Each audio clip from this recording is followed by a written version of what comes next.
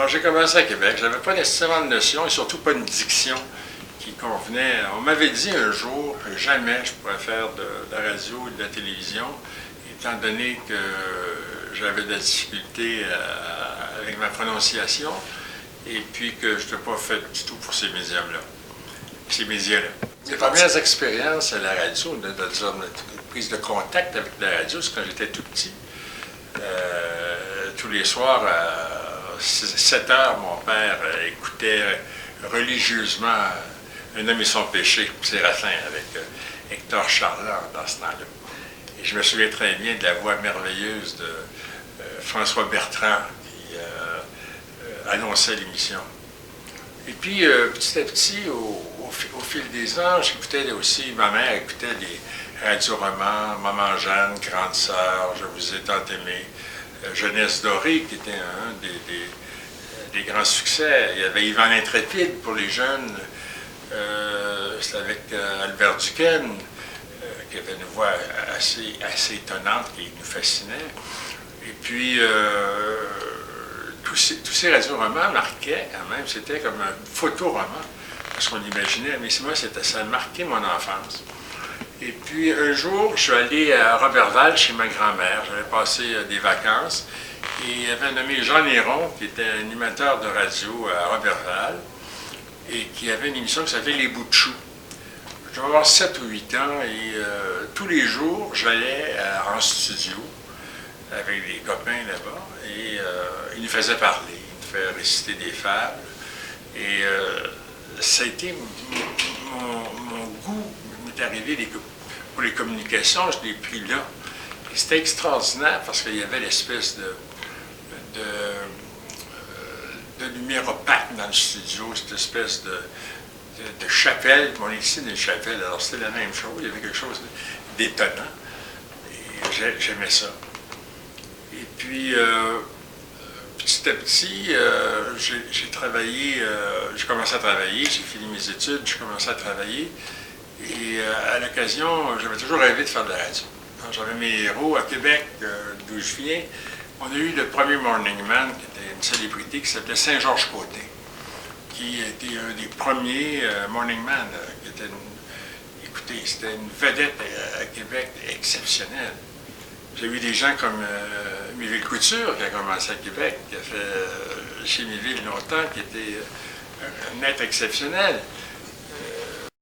René Lévesque qui a fait de la radio à Québec, Jacques Boulanger, alors un paquet de gens qui ont commencé là. Alors moi, j'ai commencé à avoir des piges, j'étais journaliste au Soleil, et puis j'ai fait des piges un petit peu partout. Je ne sais pas combien de stations j'ai faites, mais je peux...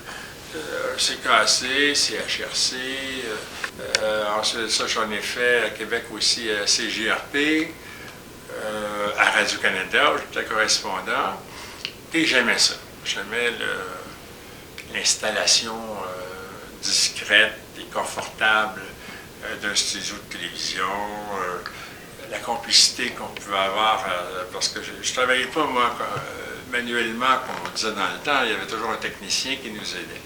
Il y avait cette espèce de complicité qui s'établissait. Et j'avais mes héros, comme je disais, Méville Couture, pour moi, était un bonhomme. Il y avait un type à Québec, c'est KCV ou CHRC. Enfin, Narcisse Thivierge, qui était complètement flyé. C'était le directeur de la station. Et pendant la guerre, je ne m'en souviens pas, on m'a raconté ça, puis j'ai connu le bonhomme. Pendant la guerre, il y avait des discours d'Adolf Hitler qui diffusaient, et c'était Méville Couture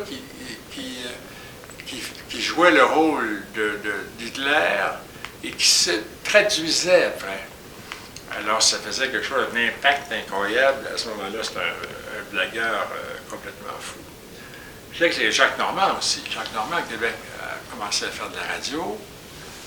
Chouinard, son frère a suivi, Jean et un autre de ses frères. Jacques Boulanger était là, Winston McQuaid a commencé à Québec. Beaucoup de gens, Aline Desjardins, elle était à Sherbrooke. Il y a peut-être des gens qui se sont retrouvés ensuite à la télévision et qui ont commencé à la radio. Donc, c'était pour moi une fascination. c'est toujours resté un mystère. Pourquoi les gens vont adopter une station plutôt qu'une autre aussi. Il y avait beaucoup de fidélité dans le temps. Il y avait les gens à Montréal qui allaient s'intéresser à CKAC, d'autres à CKVL, d'autres à Radio-Canada. J'ai travaillé d'ailleurs à CKAC.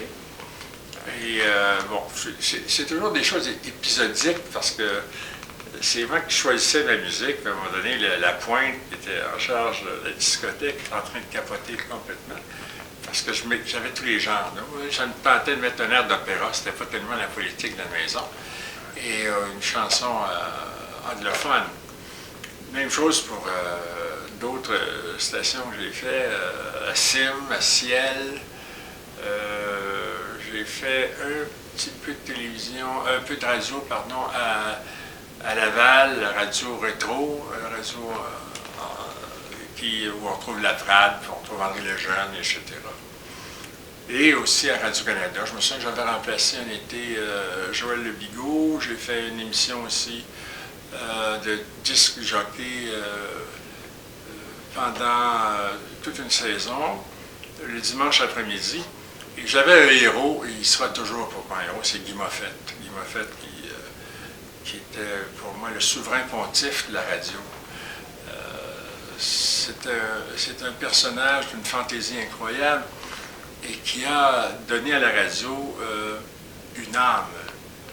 Et quand on pense à la radio, moi je trouve ça extraordinaire. J'ai découvert, lorsque j'ai commencé à voir la télévision, tous mes héros qui étaient passés par la radio et qui avaient pour moi un visage de papier, parce qu'on les voyait dans les journaux de vedettes. Et là, je rencontrais des gens comme Janine Souto, Marc Thierry, dans le temps, Juliette Tuot, Je vous ai tant aimé. Et quand je voyais ces gens-là, j'étais vraiment le groupie par excellence. C'était des gens qui s'étaient exprimés dans mon esprit puis dans mon cœur, parce que j'ai toujours aimé ça. Donc, je n'ai pas tellement de mérite.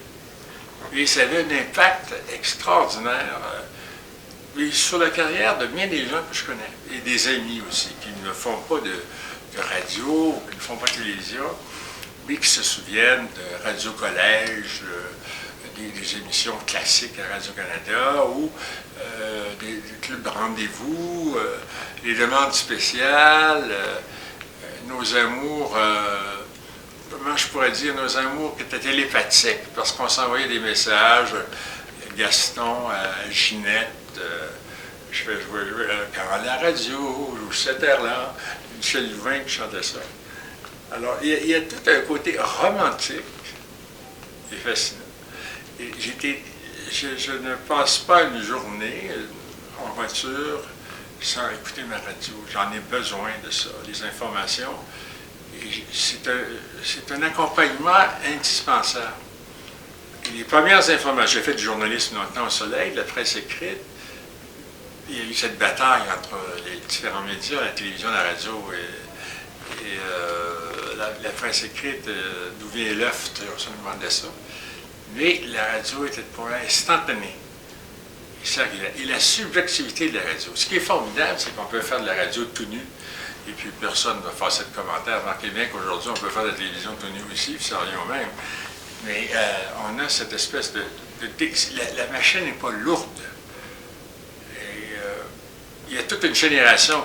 C'est fantastique de voir le conservatisme qu'il y avait à l'époque, une espèce de rigueur de jésuite, puis aujourd'hui, cette fantaisie qu'il y a chez les jeunes, qui nous apporte d'autres choses. Quand j'écoute les grandes gueules ou tous ces jeunes qui font de la radio d'une façon complètement différente